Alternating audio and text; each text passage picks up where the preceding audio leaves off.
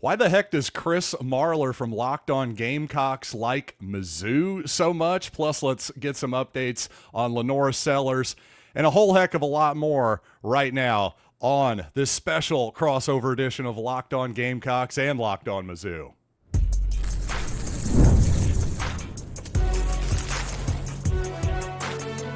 You are Locked On College Crossover, part of the Locked On Podcast Network.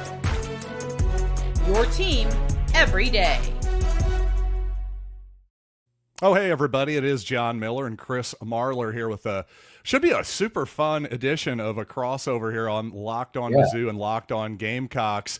Got tons to talk to, including we just had some breaking news here, Marler, about, hey, it sounds like we're going to get some SEC annual/permanent opponents next week. Could the Mayor's Cup maybe be part of that? We got tons to get to. And of course, this game this weekend, quickly, I do want to remind you today's episode is brought to you by FanDuel. Right now, new customers can bet just $5. And if your bet wins, you'll get $300 in bonus bets to use across the app. So definitely download the FanDuel app today. And for those of you who are not familiar with Chris Marler, first of all, you gotta do better. We gotta be better as college football fans. At Vern Funquist, right? It's not Dumbquist anymore. It's Funquist. So Chris is a Funquist for the season. I was pumped about it. I felt like it was long overdue. I love it. First of all, love his content over there. Also, he's now a new Baton Rouge resident over at LouisianaSports.net, covering the SEC, covering LSU as well. So he's all over the place. First of all, Chris, I want to talk to you about your latest piece over at LouisianaSports.net. You had the Tigers in the college football playoff at number 11. Why are you so high on Mizzou this year? Let's just be very honest about this. I am high on Mizzou. The schedule is very simple. It's very easy. It's not like I like them going into the season. I thought Bo Pribula, from a production standpoint, didn't have a ton to replace from Brady Cook. Love the additions they have with Kevin Coleman as the SEC's leading receiver that was returning. He's done well to start this year. And the big thing was Ahmad Hardy.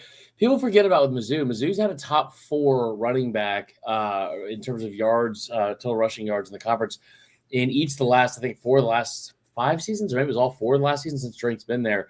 And including a couple of years where they've had the leading rusher in the SEC. So I felt like with the scheme, all that kind of stuff, and what they were placing, and then also on defense, they were bringing in all these people that I thought were not just they just weren't being talked about enough. Now it's really early, and if we're being honest, that's my least favorite piece to do every week. Like I get ridiculed for the stuff about like power rankings, quarterback rankings. I'm a total idiot. You don't know what you're talking about, and it's like the least rewarding thing. The thing with the bowl projections is it's still early. There's so many teams that are 3-0 in this conference. There's so many teams that are going to be bowl eligible as of today. So I'm just sitting there and I'm like, I don't even know which bowls to put these people in. Because right now you can make the case for 14 teams. I think Florida and Kentucky are going to be out. But Mizzou, they have a strong case. That's a very long-winded answer to what you asked. Well, that's okay. We're all for long-winded here on the Locked On Podcast Network, quite honestly. But, I was just very curious just in general about Mizzou. I totally agree. Like having to pick 12 at this point in the season, any bowl projections. We're in week 3, and yet that is kind of the nature of the beast. We're 25% of the way through the season already. And you know what? Let's move to LaNorris Sellers here. There's been quite a bit of news on him. He's officially listed as questionable for the game. We saw Pete Thamel with a report out saying there's optimism around LaNorris Sellers playing. What's your take on the whole thing, Chris? He has to play to have a chance to win this game. That's nothing about against Luke Doty. It's just more so about how good I think Missouri is. I'm hoping there's some gamesmanship here. Remember last year you had Drinkwitz putting Brady Cook as was he questionable or was he doubtful for this game up until like the last minute? That was true. I didn't think Cook was going to play at least until the last couple days or so was my memory. Yeah. When he took the field, I was kind of like, I remember vividly Tom Hart doing the game and him coming on the field. He had the helmet on and he was warming up before they about to kick off. And I was like, this kid's not going to play, is he? And it was one of the best games of the year. Like I think the most underrated SEC game of the year for sure, but it was one of the best games that we saw all year, especially from a South Carolina standpoint, the way it ended. I don't get the feeling he's fully healthy. And And I worry the risk of playing him because I feel like you have a win next week and then you get the bye. It's a concern. I don't know the right decision. I also am not in those four walls in the building to know what they're going to do. Shane Beamer was like very, very what's the best way to put it? He was like very perturbed, maybe. Like he sounded a little frustrated on the Wednesday teleconference. But he brought up, he's like, if you don't practice Tuesday and Wednesday, you don't play those games for us. And he did practice Wednesday. I don't know what capacity, but we shall see. Yeah, that's interesting you bring up Beamer there because you and I were kind of joking offline. I was saying, man, this guy has got to get better when they're losing games and having somewhat of a poker face because I think that carries over to his team a little bit. And, that does kind of make me wonder a little bit. Beamer, a guy who does tend to show his emotions on his sleeve for sure. What do you think about the line of this game? 10.5 last I checked over at FanDuel, and that's with it looking more optimistic that Sellers is going to play. If this thing gets any more unstable, if this line gets any more unstable, I'm going to try and date it. It was at 6.5 and 12.5, 13.5. Yeah, 10.5. all over the place. It's only Thursday. Like it opened at 3.5. Right. So when it was at 13.5, there was a part of me that was like, I feel like you want to jump on this now if you're a South Carolina fan. Sure. Bet on the game. I don't know. I think the 10.5 seems kind of fair. I like the spot for South Carolina. I really do. The spot worries me a bit. It should. And I'm not saying that to be rude to Mizzou, but like this is a crossover episode, so I'm going to also talk to my audience as well. And I'll tell you that like, I do like Mizzou a lot. I really like South Carolina still a lot. And I love the fact that like what Beamer said on Monday, which was we've kind of been here before. Like all the negativity last year, all the stuff that everyone said last year about how, well, they struggled so much with Dow Loggins as the OC and like how are they going to replace like all this different stuff in the offseason.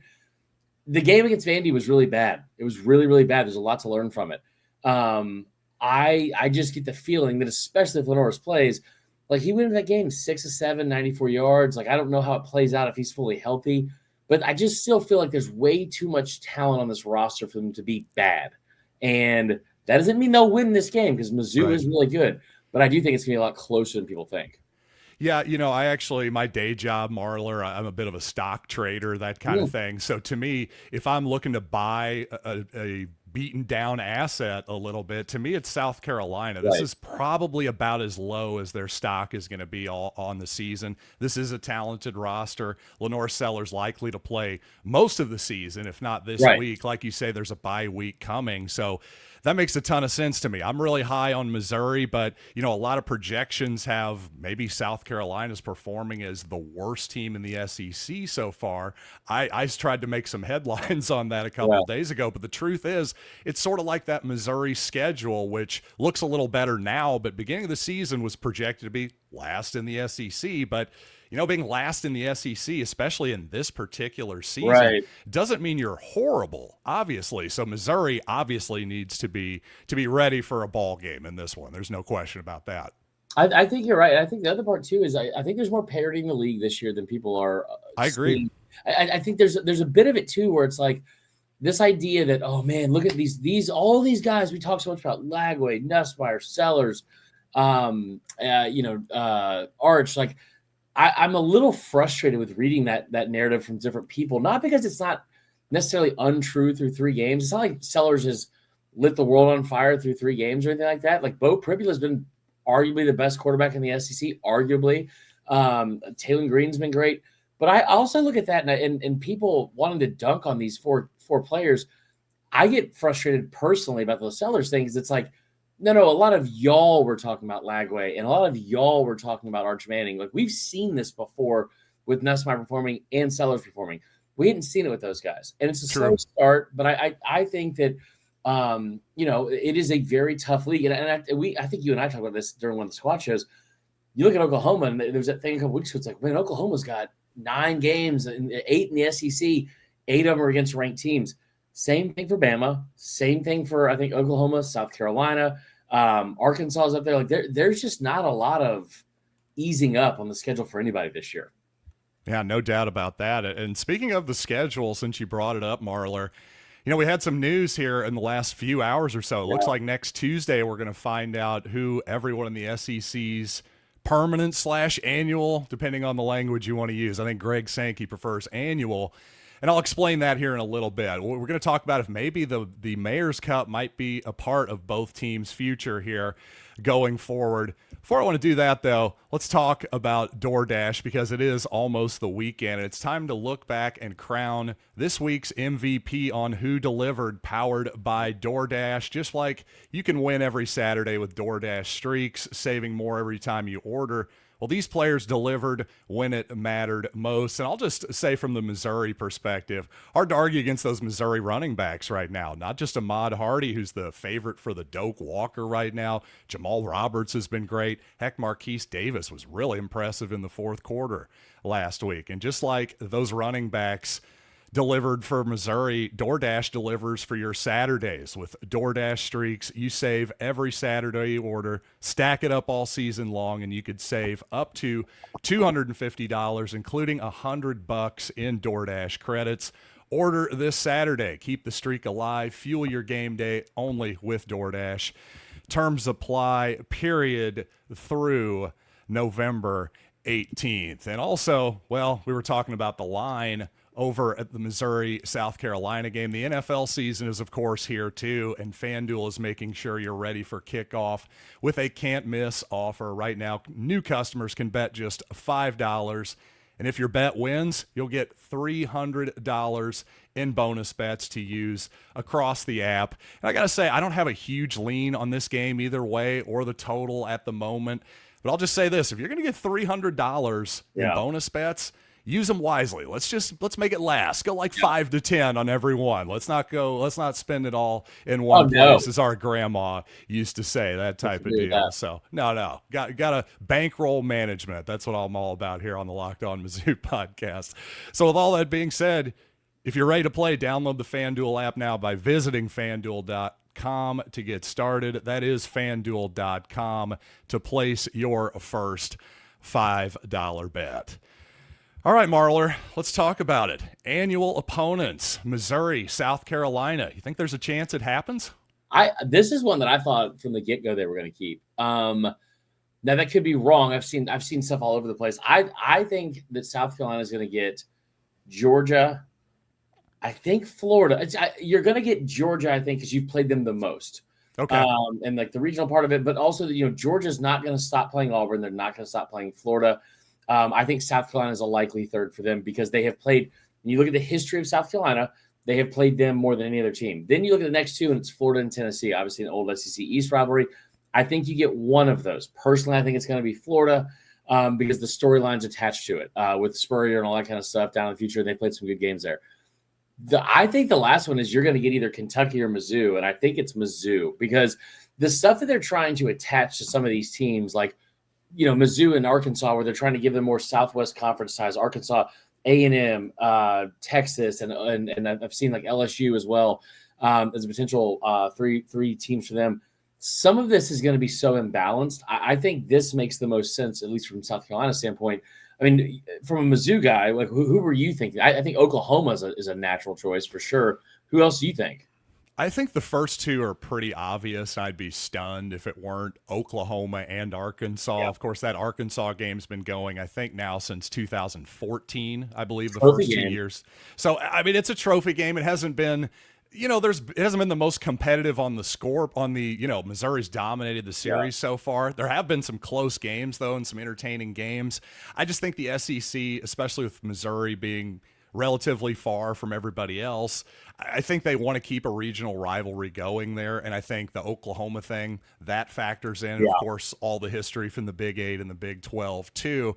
That third team is a real question, and, at first I was thinking maybe it would be Vanderbilt. Again, proximity factors in there. That was, I think, what Missouri's athletic department kind of preferred initially. I just like South Carolina, though, even though it's actually, other than Florida, I think the farthest from Columbia, Missouri is Columbia, South Carolina. But, just over time, over the decade plus here, there's just been a real natural rivalry and cool history that's kind of developed. I liked going there last year for that ball game, had a great time. So I'd personally like to keep it going. I hope you're right.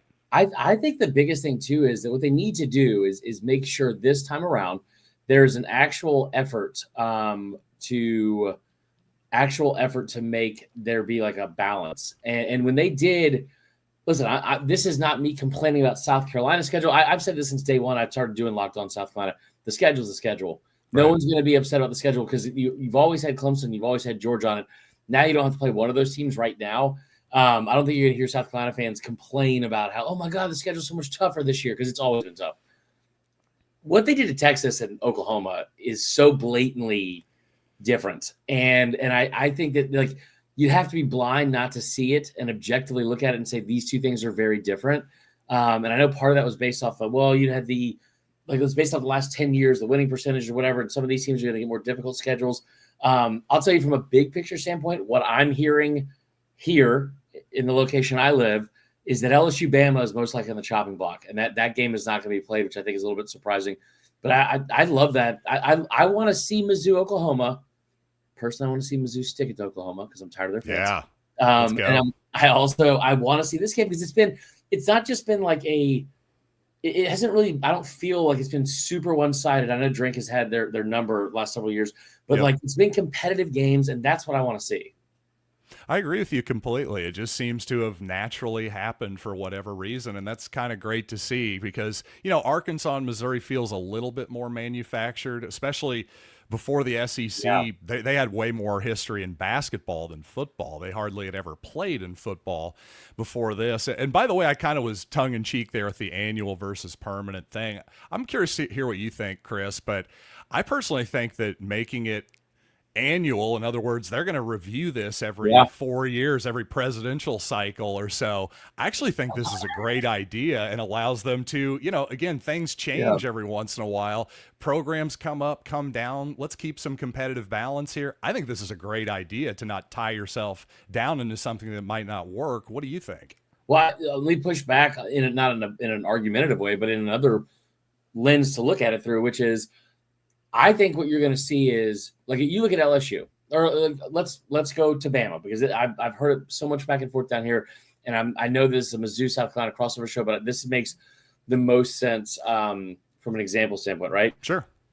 Everyone knows from 2010 or 2008, 7, whatever, to 2022, but especially those 2010s, that was the game that decided who won the SEC. It felt like a lot. Like that was probably the most watched game in college football every year in the regular season.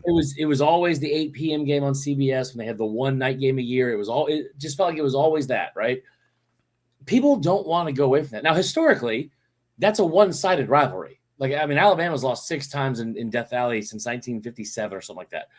So, but you also don't want to lose that tie and have it be a rotating thing. I think it gives you the opportunity to say, hey, every 4 years, let's evaluate it, but let's also bring back some of those ties that you're going to play more often. Like, I want to see Florida LSU. Like, I don't want to see that go away. I want to see Auburn, Florida. I want to see a bunch. Like South Carolina, I want to see them play Tennessee. And I don't want to see that necessarily just on a rotational thing. But like I said earlier, when it's like, I think what you're going to end up seeing here is 1 to 2 permanents. And then that third one's going to be a little bit more vague. And they're going to rotate that with some of these like older traditional SEC teams.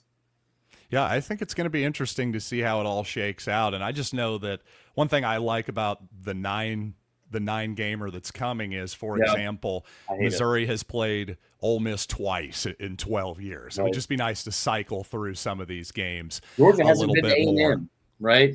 Like that's kind of crazy to me. I also very much fear that he's going to come out, Sankey's going to come out and be like, Texas gets Vandy, and well, that wouldn't even be bad this year. Texas gets Kentucky twice, and then someone else. You know what I mean?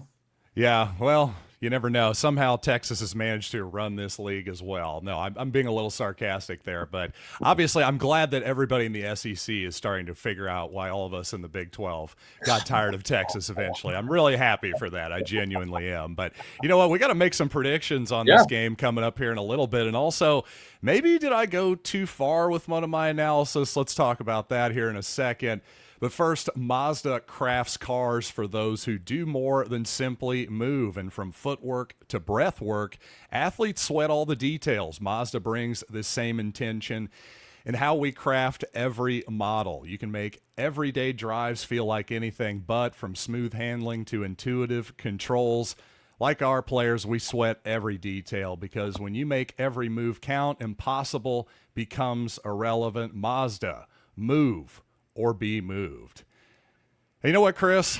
I think Missouri has most of the advantages in this game on paper. I will say this is by far the best defense that Missouri is going to face so far this season on paper. That worries me a little bit, just to see what the Missouri offense looks like in that situation. But I was saying on my program, I thought that because of South Carolina's special teams advantage, especially with Vakari Swain, I think the Tigers should just kick away from him every single time on the punt. Am I insane? No, that's exactly what it's amazing to me that anybody's still kicking to him in general. He tied the season record for South Carolina for punt returns for a touchdown in the first 2 games. So someone's going to be dumb enough to do it later in the year. Like they're going to get to a game and South Carolina is going to be overlooked. It'll be something like the Oklahoma game or LSU. Somebody's going to be dumb enough to do it. He's going to run one back. Oh, man, I just hope it's not against Missouri. That would be a terrible way to lose a game. I still remember 2018 against Kentucky. Missouri fans remember the pass interference at the end of the game that was pretty bizarre. To me, Missouri lost that game when a team that couldn't really move the ball all the game kicked it to their dynamic punt returner who ends up in the NFL. That just drove me crazy. Yes, that is who it was. Thank you I was like, that name was at the tip of my tongue. That's exactly who it was. Thank you very much. Good call by the great Chris Marler, as usual. But you know what? Let's get to some predictions. What do you think? How's this game going to play out, Chris?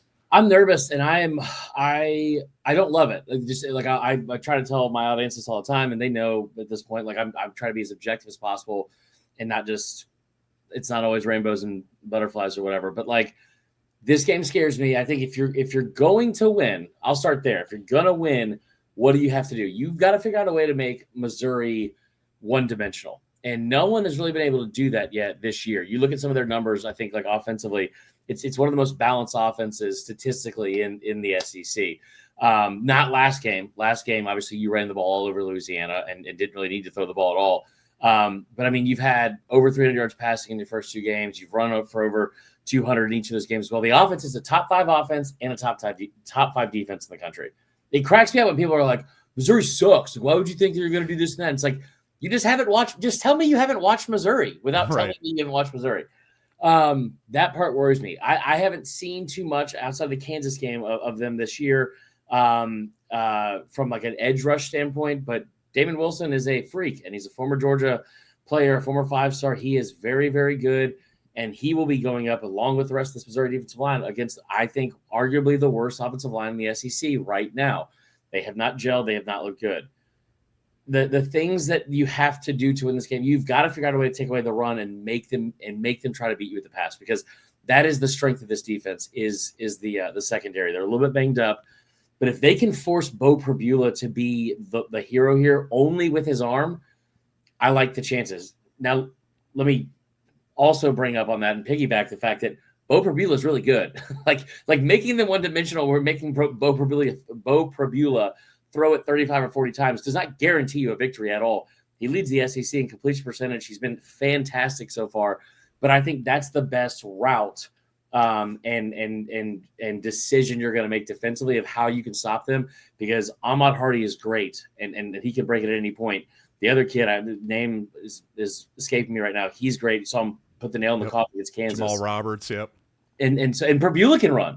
Yes. And so I just think you have to make sure you take away their legs, make it like not violently, but you know what I mean. Like, I know what you mean. Yes, take away the run game, of course. Well, if they are going to take away the run game, how do you think they're going to do it? Just schematically, is it one of those things where, or just force Missouri to throw? Do you think they play jam coverage? Do you put an extra guy in the box? Because the trend has been, hey, let's play 2 deep and make people march the football in college football this season. Yeah, I think you bring someone else down. I think that Fred Johnson, I think that Sean Murphy, and I think that Justin Okoronkwo, kid from Alabama and from Germany, huge upside. Those kids have to be sideline to sideline, and you can't have missed tackles. Like I think the front 7 or 6, depending on the scheme you want to talk about with Clayton White's defense, I think they're good enough to be effective in stopping the run. Missouri is going to run. That is their MO first, I feel like, is they're going to run the football. They throw it really well. But Eli Drinkowitz, it's like a misguided idea, just like Josh Heupel's offense for some reason, where it's like people think this whole thing's predicated on the deep ball just because they had Theo Weiss and Luther Burden, and that's not the case. Like, they want to effectively run the football. So if you can take that out and try to make them play as left-handed as possible, I like those odds better. Yeah, that makes all the sense in the world for sure. And yeah, to that idea of making them play left-handed for sure. And your thing about Drinkwitz too, you're totally right. He wants to establish the run. He wants to establish that outside zone. He's kind of like a little bit like Kyle Shanahan in that way, in that everything kind of branches off of that. If you get that play going, it's probably going to be a long day for your defense, to be sure. He's like Shanahan in the way that he wants to establish the run until it's time to run the clock out and win a Super Bowl, and then ruin your city's hopes and dreams for however long, because that's what happened to us in Atlanta under Shanahan. I'm understood. Yeah. Now, the thing is, Drinkwitz tends to run the clock heavily, so he has some other weird clock management snafus. But you know what? I'll just say how I think this game is going to play out.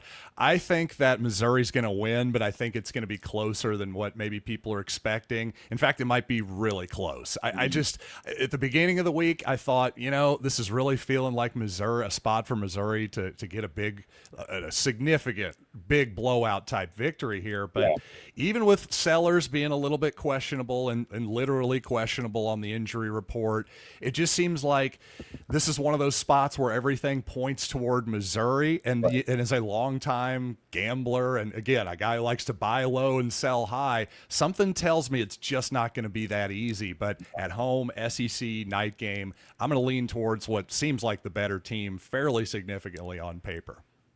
Yeah, I mean, I guess I can't argue it, but I want to so bad. But I feel like the argument is not going to be rooted in logic, and I don't want to live there. Hold on, I'm trying to pull something up real quick in terms of a betting thing that we just talked about. So bear with me. This is great radio. We're in real time here, so no better time than looking up than right now.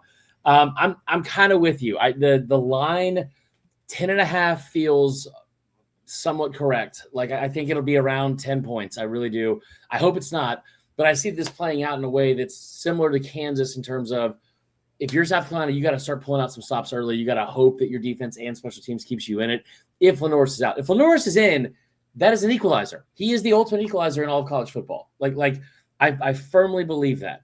I think the big thing for me is you look at the best bet maybe is Missouri -2.5 in the third quarter. Missouri -6 in the second half. I think they pull away late in this game, and I think it's a battle like we saw last year, maybe in the fourth. We see that in the first half, and then Mizzou is just a little bit deeper, and they're at home, and they're able to pull it out. So I'm kind of thinking this is like a Mizzou 28-20 type game. I don't know if I trust South Carolina enough to score more than 17 points, because we haven't seen him do it under Mike Shula yet. And now I'm going to get all pissed as soon as I realize that, and I said it out loud. So I'm with you on the road at night. There's a lot of things that I can talk myself into this. Shane Beamer's 3-1 on the road last year, only lost 2-point loss to Alabama. This Missouri team, I think, is much better than people think. And I'll give you a hot take here, John, that you're not going to like, but you'll agree with. When Missouri, if Missouri beats South Carolina on Saturday, people still aren't going to think that they're as good as they are, because that's the nature of Missouri football. And for whatever reason, people love cliches and low-hanging fruit jokes more than they like to be objective about this program, and I don't get it. Well, you're probably right. I have to say, I was thinking all it would take is this game against South Carolina, but especially if Sellers doesn't play, then it's definitely not going to do it whatsoever. They'll find a way to talk themselves out of it, for sure. Right, for sure. And one thing I definitely agree with you on, I do think a quick start for South Carolina is important. You get behind, and then Missouri can just kind of get the pass rush and the noise going and all that stuff. And plus, I've been focusing on this a little bit, but South Carolina did opening drive, touchdown against Virginia Tech, touchdown against Vanderbilt. After those scripted drives, though, hasn't looked so hot. So I think they really need to get off to a good start. Here's the thing, John. Brent Pry is just so good at Virginia Tech. He clearly made some in-game adjustments. And that's why they couldn't get anything going against Virginia Tech for the next 2.5 quarters. I'm joking, obviously, but like, yeah, you're right. And I will say this too. This is a really good opportunity for South Carolina to change the narrative immediately back to something similar about what they were a year ago if they can win this game. And it's a really good opportunity also to put a lot of these doubters to rest. Even if you lose this game, if you come out and you throw the football effectively, if you're able to show some sort of creativity on offense, like these are all positive steps. And I said this earlier in the week, man, I think these programs right now in week 3 are in different situations because of the cloud hanging around this South Carolina team after the slow start. It doesn't mean the season's over. Right. I think it's more important almost in the big picture for them to take steps forward, even with a loss, like similar to the Bama game last year, than it is for them to necessarily just go get a win and still have these deficiencies masked. Like, I would rather them come out and play a close loss without Bakari Swain returning a touchdown and having a defensive touchdown and then masking how bad the offense is than them coming out with a win like that, you know? That's probably stupid. I'd rather them win. Actually, I think that's a really smart way to look at it. At least if you're worried about the rest of the season and not just this week, that is, to me, the smart way to look at it. And by the way, of course, the smart way to follow the South Carolina Gamecocks is by following Locked On Gamecocks on YouTube, wherever you listen to podcasts. Locked On Mizzou, same deal. And by the way, another big moment for this network. We've got a big-time show on, yes, Fire TV. We're talking two-time AP Coach of the Year, Gary Patterson, Jesse Holly, our bevy of Locked On experts, a college football preview that only we can do. So catch college football kickoff every Thursday throughout the season, only on Fire TV. And for Chris Marler, I'm John Miller. This has been a crossover edition of Locked On Mizzou and Locked On Gamecocks.